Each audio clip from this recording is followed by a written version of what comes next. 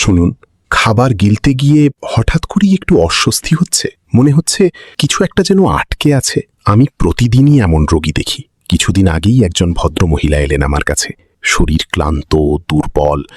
Doctor সাহেব, খেতে গেলেই গলায় কিছু একটা আটকে যায়, আর দিন দিন শরীরটা শুকিয়ে যাচ্ছে। কি হবে? সত্যি বলতে তখনই আমার একটু সন্দেহ হলো। আমি তাকে কয়েকটা টেস্ট করতে বললাম। রিপোর্ট হাতে পেয়ে একটু থেমে গেলাম। খাদ্যনালীর একদম নিচের দিকে, যেখানে পাকস্থলীর সাথে সংযোগ, সেখানেই একটা বড় টিউমার। এটা ধীরে ধীরে খাবারের পথটাকে শুরু করে দিচ্ছে। যে পথ দিয়ে প্রতিদিন খাবার যায়, সেই পথটাই যদি বন্ধ হতে থাকে। এই ধরনের সমস্যা অনেক সময় শরীরের আরও ভেতরে ছড়িয়ে যায়, ডিওডেনাম পর্যন্ত, মানে ক্ষুদ্রান্ত্রের শুরুটা পর্যন্ত। এই ক্যান্সারটা খুব একটা দেখা যায় না, কিন্তু যখন হয়, চুপচাপ ধীরে ধীরে নিচে নিচে ছড়িয়ে পড়ে। এখন আসল প্রশ্ন, আমাদের কি করা উচিত? আধুনিক চিকিৎসা, সার্জারি, কেমোথেরাপি? আমি একটা কথা, সাবেকুন নাহার, বয়স 60।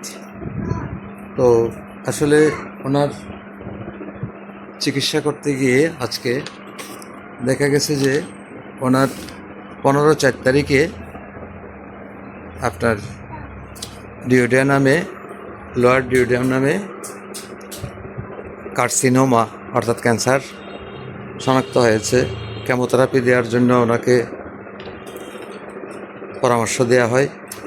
গরিব রোগী কেমোথেরাপি দিতে অক্ষম হওয়ায় আমাদের কাছে আসে।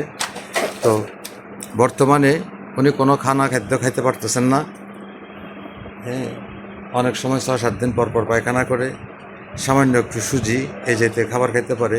বুকে, পিঠে, পাশে, চতুর্দিকে ভ্রমণশীল বেদনা। এই অবস্থায় ওনার রিপোর্ট পর্যবেক্ষণ করে আমরা তাকে হোমিওপ্যাথিক চিকিৎসা শুরু করেছি। ইতিপূর্বে ওনার একজন আত্মীয় মাহমুদা বেগম জরায়ু ক্যান্সারে আল্লাহর রহমতে আমাদের কাছ থেকে ভালো হয়ে যায়। ওনার রেফারেন্সে রোগী আজকে আমাদের কাছে চিকিৎসার জন্য এসেছে। আপনারা সবাই সাবেকুন নাহারের জন্য দোয়া করবেন। ধন্যবাদ সকলকে।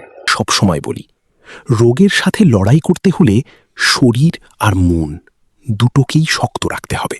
ঠিক এই জায়গায় হোমিওপ্যাথি পাশে দাঁড়াতে পারে। তবে একটা কথা মনে রাখবেন, এই ওষুধ সবার জন্য এক না।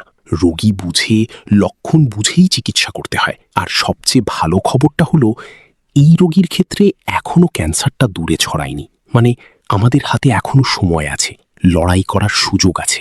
যদি কখনো মনে হয় খাবার গিলতে সমস্যা হচ্ছে, ওজন অকারণে কমছে, প্লিজ দেরি করবেন না, যান একজন ভালো ডাক্তারের কাছে।